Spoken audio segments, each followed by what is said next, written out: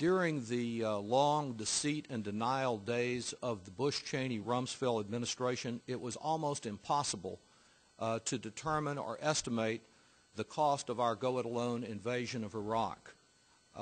It seemed as if they had a grand don't ask, don't tell policy whenever we sought to get the facts about what American taxpayers were being asked to commit to there.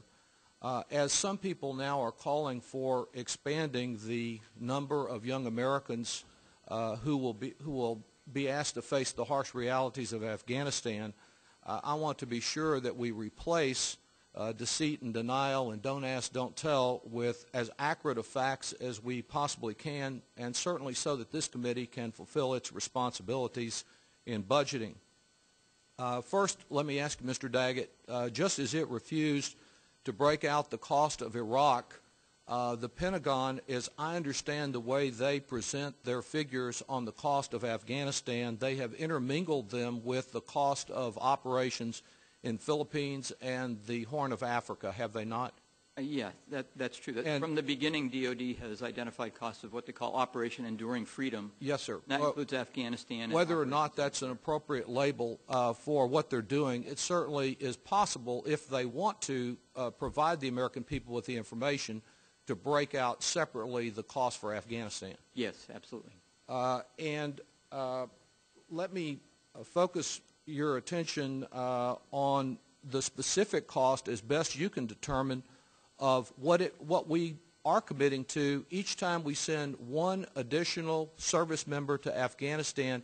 Is it correct that the best estimate we have is one soldier, 1 year in Afghanistan, $1 million American dollars? That's about right. My colleague Amy Belasco has actually done numbers on this extensively, as has CBO, by the way. And from your review of the literature, and I understand that's all you have to rely on, is it also correct that the cost of maintaining one Afghan soldier 1 year in Afghanistan is about $12,000? Yeah, those are, we have seen that just from press accounts. 12,000 versus 1 million. Yes, sir. Let me ask you, with reference to the problem we had, one of the problems we had with the Bush-Cheney-Rumsfeld camouflage of the figures from the American people was that they would announce one set of troop figures when in fact they were actually committing us to a much larger set.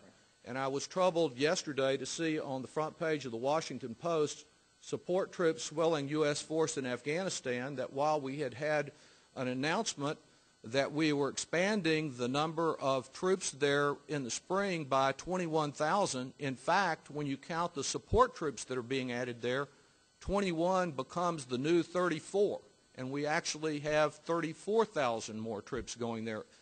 Is that correct? Yes, sir. That you have, right. and in calculating the cost, $1 million, one soldier, 1 year, you have to include the support troops to give people an accurate indication, don't you? Yes, right. Now, anyone who is advocating, again, asking you from your review of the literature, because I know you follow this, are you aware of anyone who is advocating more troops for Afghanistan now that has suggested a timeline that they can stay for less than a decade?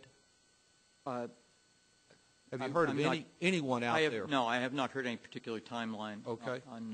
So when we talk about 1 million per soldier per year, we're not just talking about 1 year, and certainly in your estimates you don't look to just 1 year, do you? No, we don't. Let me ask you also about what, and it's a strange term to me, but it is the term I heard from the Pentagon, the so-called monthly burn rate. How much money is being burned each month? Is the monthly burn rate in Afghanistan now, without all these additional troops, about $3.6 billion per month? Through the first 7 months of fiscal year 2009, the average monthly burn rate is $3.6 billion per month, yes. And if we deploy an additional 50,000 troops, including support personnel, to Afghanistan, will the burn rate in Afghanistan be equal, or about equal, to the burn rate we currently have in Iraq? Yeah, almost precisely. The $3.6 billion per month supports an average troop level of about 51,000 in Iraq, in Afghanistan. If you added another 50,000 to that, that would double it, which would bring the burn rate to 7.2 billion per month. The burn rate now in Iraq is about 7.3 billion per month. And you referenced your colleague Amy Belasco, who's helped this committee in the past in her objective studies. Has she analyzed the defense finance and accounting data, the DFAS data, to show that actually even what the Washington Post reported yesterday understates the true cost of the war in Afghanistan, because there are many other support troops that are actually, when you look at those records, are actually supporting Afghanistan? Well, it understates the number of troops. It doesn't necessarily revise the cost figures. I see. Cost figures are just supporting a much larger number of support troops in the region. That may not actually be in country. Right. Well, thank you very much. Thank you, Mr. Chairman. This is a tremendous cost, in addition, of course, to the cost in blood and sacrifice of military families that we must consider as we evaluate our alternatives in Afghanistan.